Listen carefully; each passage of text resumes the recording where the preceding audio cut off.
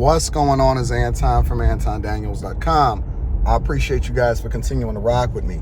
Hey, I just read a report this morning that basically said that Generation Xers, so Generation X is born between 1965 and 1980.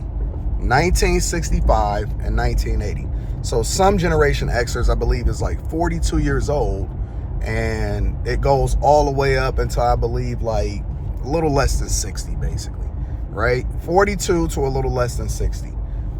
And they have no savings and no retirement.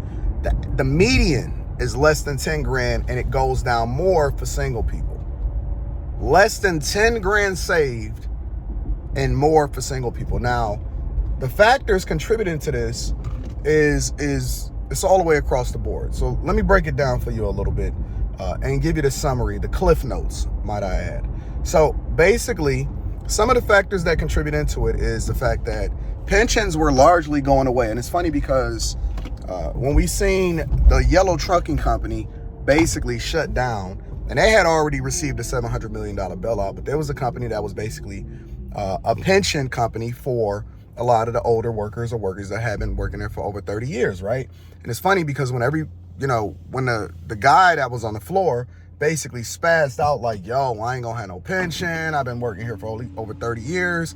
I can't believe the company would do this, and so on and so forth. Well, one of the things that people is not even considering is that the company went out of business. And so that was right around the time that the 401ks really started coming online. So, they wanted to have company-sponsored 401ks, and then companies incentivized individuals to continue to contribute into the 401k instead of having a pension by doing some form of a match, right? And so that's largely with me, in which I'm considered a geriatric millennial. So I was not born in 1980. I was born in 1982. So I am on the very, very, very tail end of what you would call a millennial, and so they call us a geriatric millennial, right? And when I was growing up, I always knew about pensions, but they never really meant anything to me because A, I wanted to get rich, all right? And then B, the other side of it was I was familiar with a lot of the OGs that I was working with. So I had the benefit, and I believe in my opinion, I was born at the perfect time. I was born at a time in which I had the opportunity to really see how things were and live through a little bit of that. So for example, you got the social media era. I was able to live and exist in a space where, we weren't interdependent on it, but it was just coming online at that time in the early 90s. And then at the same time, I was able to see how things affected the generation before us and how they fumbled the bag, right? And then at the same time, I was also able to see how things evolved, and I was able to participate in the earlier inception of a lot of things, such as the social media area and the 401ks and all of that, right? And so when I was coming online, especially in Detroit, our goal was to get into Ford, Chrysler, and GM because we always seen them with the fresh cars, and they was making over $30 an hour in the 90s and all of this other type of stuff. They was balling, you know what I'm saying? They didn't have to have a college degree and all of that other type of stuff.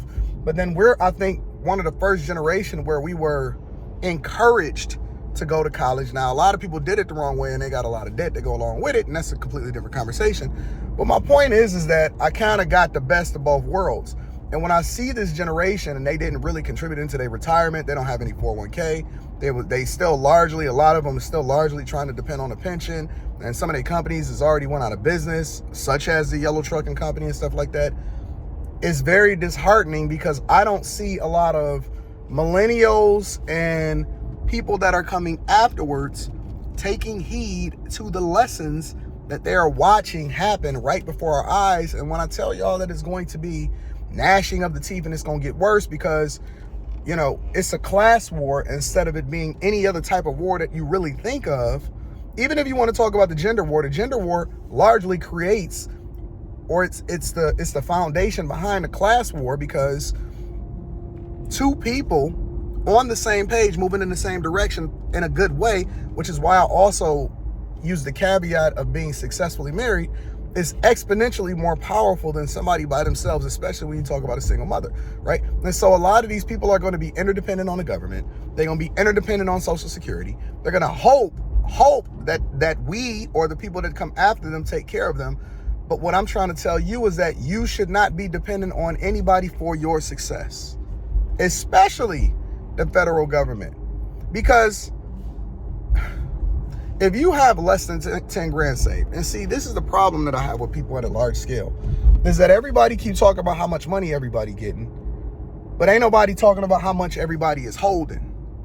How many assets that you're able to accumulate that will sustain you through the time that you're going to be on this earth, and then be able to possibly pass something down onto the next generation, right?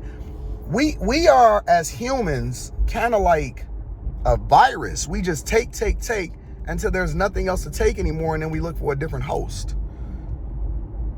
That's basically how we're looking at it. People are looking for the next generation to be able to take care of them. I remember coming up and people would say they having a bunch of kids, hoping that one of them would be successful so that they can then get taken care of by their kids. That's not why you have kids. You know what I'm saying? You're supposed to have kids to pass something down to them instead of taking everything from them. And so when I see how things are playing out and things are getting exponentially worse because people are not taking heed to the lessons that came along with watching these people, and you largely gonna see I think it's going to be a sad sight to see when you see all of these people, all of these women are going to be dying with their cats and miserable and broke at the same time. The guys is going to been fumbled the bag, and they're going to be looking bad out here too, because you two people, and remember, these are all of the same people, especially even in today, it's not just them, that keep talking about how money ain't everything. Well, we going to find out exactly what that sentiment is, because if it ain't everything, then you never had to worry about putting nothing up, and maybe that's why you never made no investments into what it is that you're supposed to be doing long term. Now, the other side of it is that even with most people having less than $10,000 put up for their retirement, right? In which we all know that the government has catch-up incentives or whatever, but you need a nest egg. You need a nest egg. You need, I would guess, if I'm making a suggestion, at the very least, and the number is going to sound crazy considering that people have less than 10 grand saved, which is one of the reasons why you need to start a lot earlier and try to accumulate assets instead of trying to impress people that don't give two fucks about you. I would say you need at least 2 million to sustain yourself to where you don't eat into the principal, and you can kind of live off the interest or live off what that 2 million or those assets are putting off into you, in order to be able to sustain yourself and be comfortable long term, and then be able to pass something down to the next generation. People are living longer, they're being healthier, and I think it's just gonna get bad. I think it's gonna get worse and worse and worse every year. And if you are not taking this advice, look, I don't care how old you are, stop spending an extraordinary amount of money on things that don't add value into your life, right? Plow, especially once you get out of debt, right? When you get out of debt, the problem is people start upgrading their lifestyle instead of, and I'm not telling you to don't live, but I'm telling you that you can do both, but focus more on the thing that you gonna have to depend on in the future, or if anything happens to you, ain't nobody got to do a fish fry, instead of only focusing on how it is that you can have fun and then saying the rest will take care of itself later. That's not what God wants. Stop telling people that God gonna take care of you. You supposed to do, God bless a child that has its own. And so you're gonna have to do the thing that works in your own best interest, and stop being interdependent on other people to take care of you. And no matter what it is, plow the majority of your money. I don't care what you do for a living. I don't care if you work in an office. I don't care if you have your own business. I don't care if you know what I'm saying, you a content creator. If you getting money and you got a window in which you're gonna probably make the majority of your money, plow all of that shit. On Tuesday, I'm doing a live stream on the Patreon. I know I've been pushing it out a little bit, but I was waiting on Rita to get home so she can participate in it. On Tuesday inside of the Patreon, I'm going through, building a house or a rental property, a single family rental property from scratch, because I want to leapfrog off of that and then create a whole business behind becoming a builder. That's my goal, right?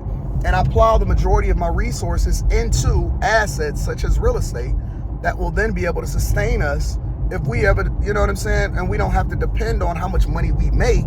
We can focus more on all of our assets, not to maintain a lifestyle. And that's the key. I don't want to just be here. I'm in a space where, okay, yeah, I don't have to necessarily go to work anymore or anything like that, but I don't want to just survive. I don't want to just survive. I want to be able to thrive. I want to go anywhere I want to go. I want to maintain the exact same lifestyle that I have right now. Right? If I'm spending $100,000 a month, I want to be able to maintain spending $100,000 a month for the rest of my life. And in order to do that, you got to be able to pour into the assets, and the assets are going to pay for that shit. Listen, we got to change our mindset. We got to think a little bit differently. It's not necessarily just about getting money. It's about a mindset behind what it takes in order to thrive long term. Make sure you hit me up, Anton Daniels. I appreciate you. Tap into the Patreon. Teach Hanley 30% off your first order plus a free gift. You're going to start seeing some shit play out in society that's going to open your eyes. And the problem is you don't want to become it. You don't want to be the zombie on the movie. You just want to watch the movie and then make adjustments just in case the zombie apocalypse break out. And it's coming.